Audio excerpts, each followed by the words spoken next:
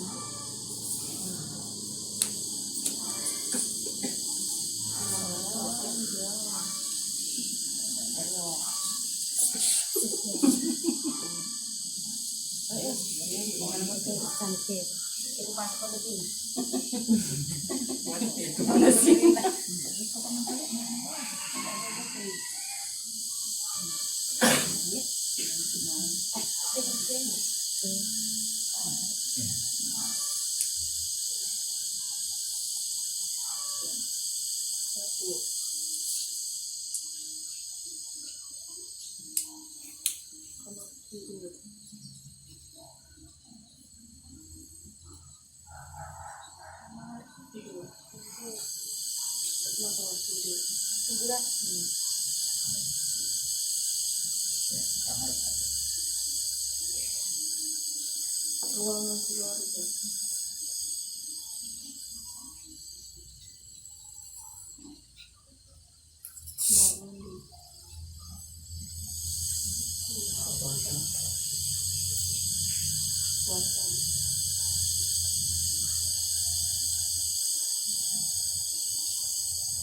Iya, sudah ya.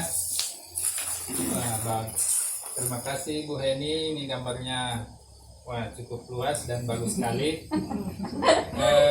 Jadi untuk menjelaskan di sini apa kegiatan ibu hamil, saya mungkin minta jangan Ibu Heni, Ibu Dharma silakan menjelaskan salah satu ruangan apa aktivitas yang biasa dilakukan ibu hamil di sini.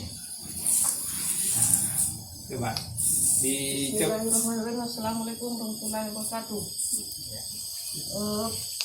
Yang pertama yang dilakukan oleh ibu hamil yaitu pertama ruangan tamu. Di ruang tamu apa yang biasa dilakukan oleh ibu hamil di situ?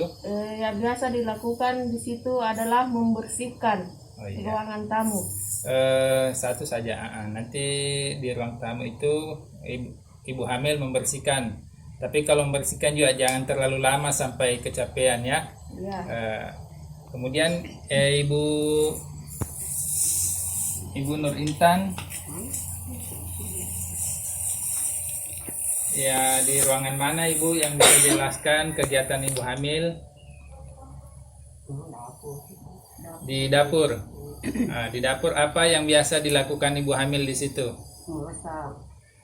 Memasak, apalagi? Siapa yang biasa memasak di situ? Ibu hamil.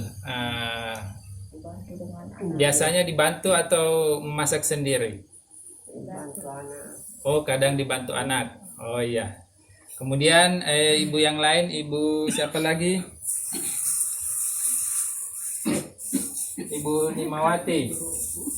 Di mana? Kamar mandi. Di kamar mandi apa yang biasa dilakukan ibu hamil di kamar mandi? Biasanya mandi. Mandi, apalagi? Mencuci. Itu ya. Kemudian selanjutnya yang mana lagi yang belum tadi? Ruang keluarga. Siapa yang mau menjelaskan di ruang keluarga?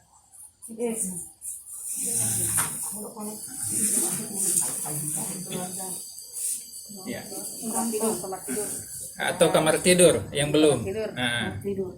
Ya, kamar tidur. Apa yang biasa dilakukan ibu hamil di kamar tidur? Istirahat. Oh, istirahat. Berapa lama biasanya istirahat? 1 jam. 1 jam ya paling lama. Ya.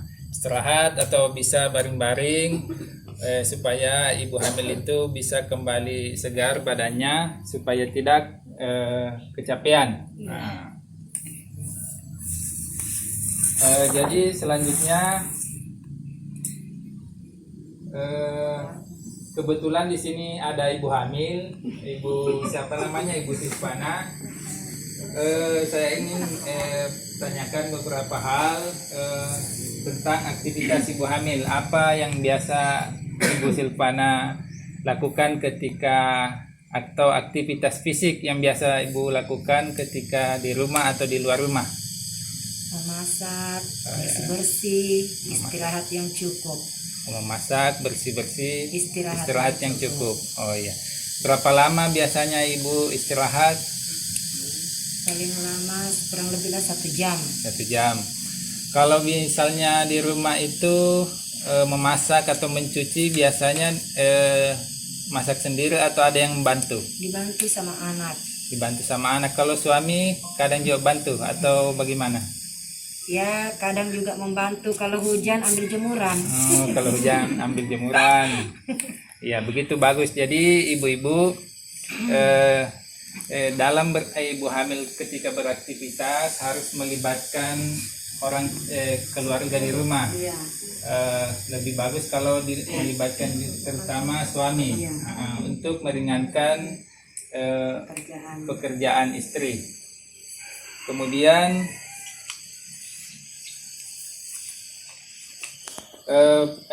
perlu saya ingatkan, yang perlu ibu-ibu ketahui, kalau ibu hamil itu perlu menjaga kebersihan diri dan istirahat yang cukup untuk memastikan kesehatan janin yang ada di dalam kandungannya.